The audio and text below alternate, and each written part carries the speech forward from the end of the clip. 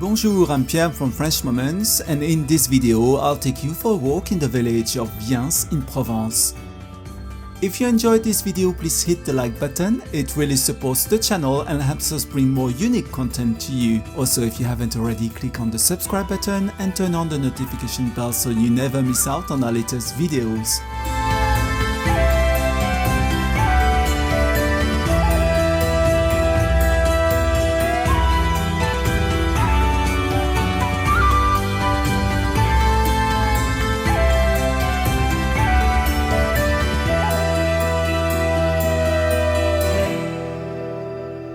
Let's begin our exploration of Viens from the Allée des Platanes at the west entrance of the historic village.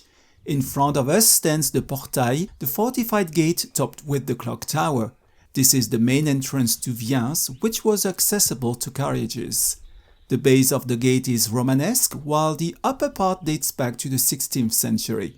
The bell dates from the 14th century and the one-handed clock mechanism from 1862. Let's pass under the arch and turn left onto the Rue de la Porte Neuve. Immediately we are transported into another world, a maze of narrow and winding streets where it is easy to get lost. Viens is located 16 kilometers east of Apt and 28 kilometers west of Manosque. The village overlooks a landscape of hills and valleys in the Vaucluse département, not far from the Alpes de Haute-Provence département.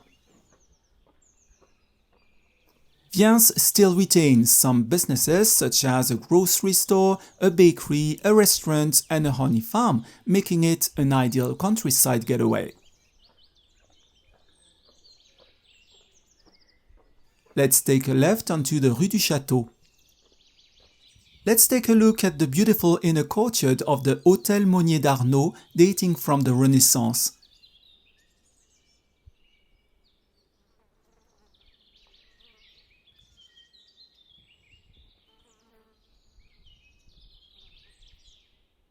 Here's the castle courtyard.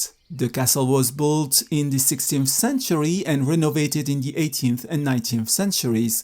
Behind the castle stands the Tour de la Pousterle, whose construction dates back to the late 15th century.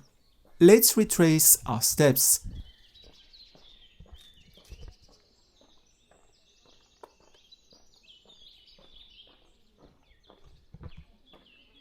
We'll take a left onto the Rue du Tour. The first mention of the village dates back to 1006 under the name Vegnes. This was the name of a castrum founded in 990.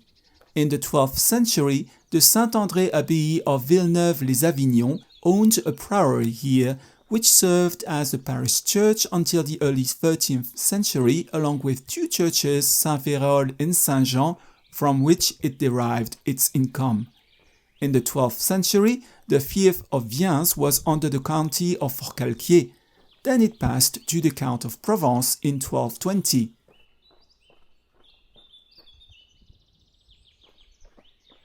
At the end of the street we will admire a stunning panorama.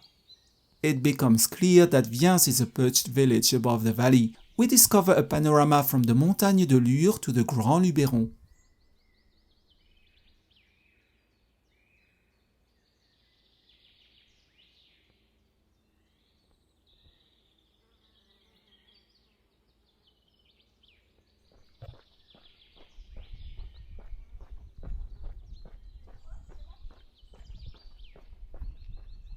The tall house in front of us is of medieval origin. This is the former Hôtel Monnier de la Carrée. The facade is pierced with Renaissance mullioned windows.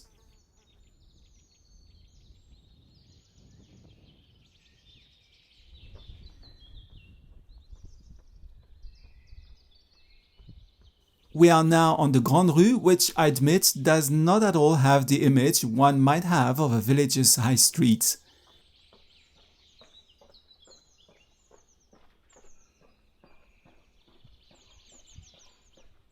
We arrive at the intersection where we were earlier coming back from the castle.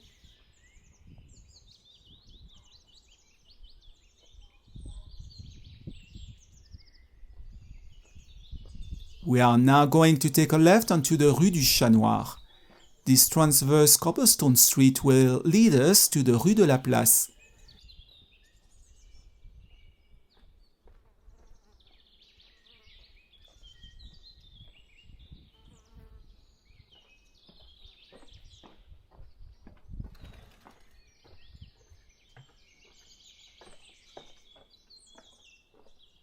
It was joked that the Black Cat Street was just wide enough for a cat to pass through. Curiously, the owners of the famous Café du Chat Noir in Paris once made their home here.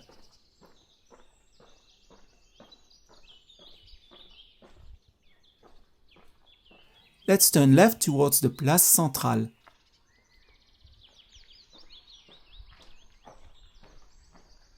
As I mentioned before, one can easily become disoriented while wandering the streets of the old village. As for me, I had to study the layout carefully on my first visit to Viens.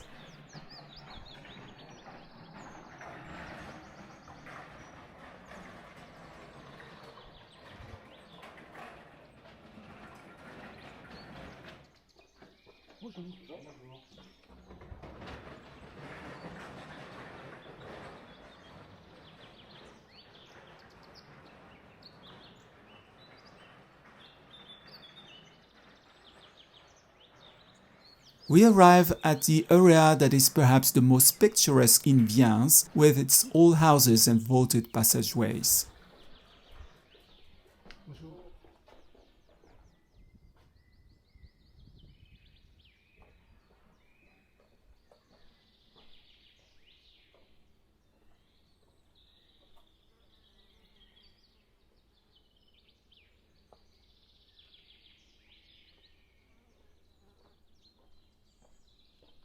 Here's the Place Centrale, the prettiest square in Viens. We will return here, but first I want to show you a part of an old village street. This is the Rue Notre-Dame.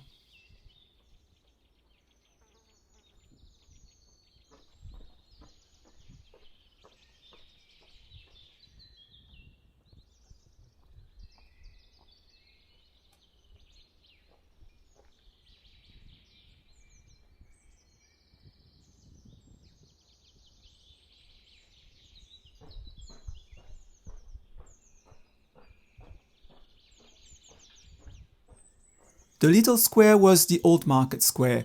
It was the center of social and administrative life. The square is bordered by two mansions, the Hôtel des Comtes de Sault, or Maison d'Agoult, and the Hôtel des Commandeurs.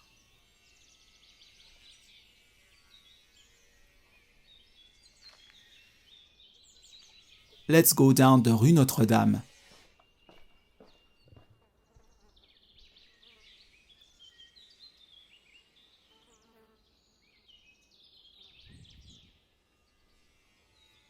The green space to the right is the Place Roger Bernard. This was the site of the medieval Jewish quarter.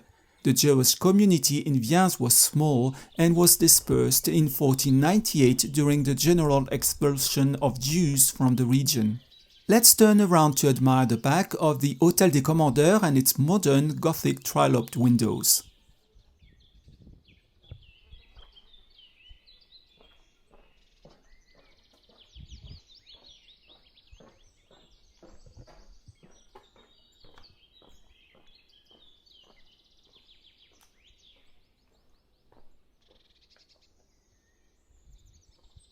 Let's pass through the fortified Notre-Dame Gate. It is also called the Saracen Gate in memory of the deliverance by Guillaume de Forcalquier, Lord of Viens in 973, of Saint Maël, Abbot of Cluny, who was kidnapped by the Moors in the Alps.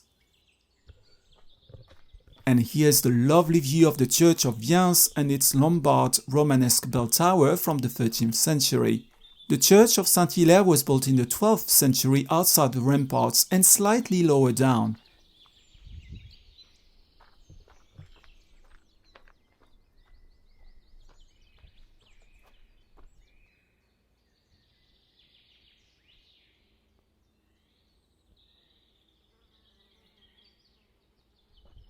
Here we are at the Place du Ravelin.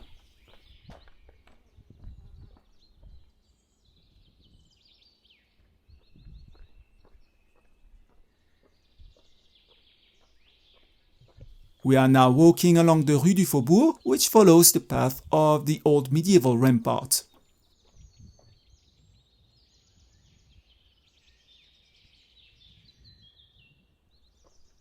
Viens experienced a prosperous period in the 17th and 18th centuries.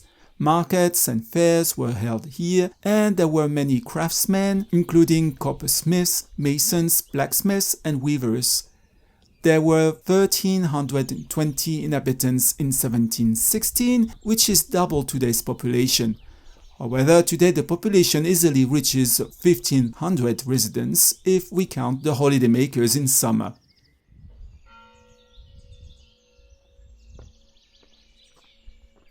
Okay, let's go back into the medieval village by taking this transverse cobblestone street.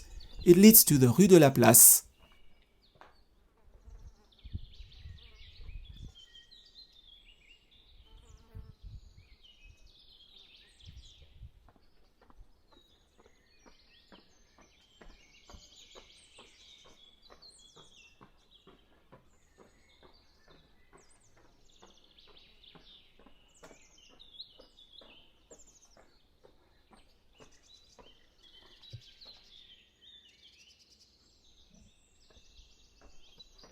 We retrace our steps, but sometimes the streets hold curious surprises for us.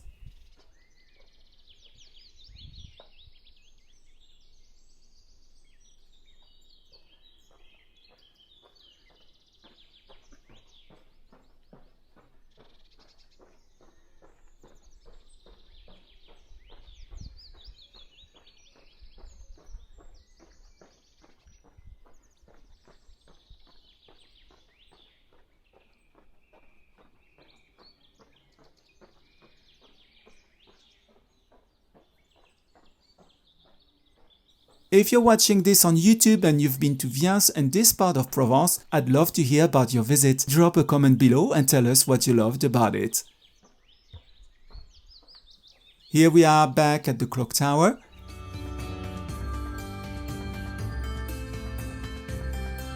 Like in a maze, we have found the exit. To end the visit, here's the Old Village wash house.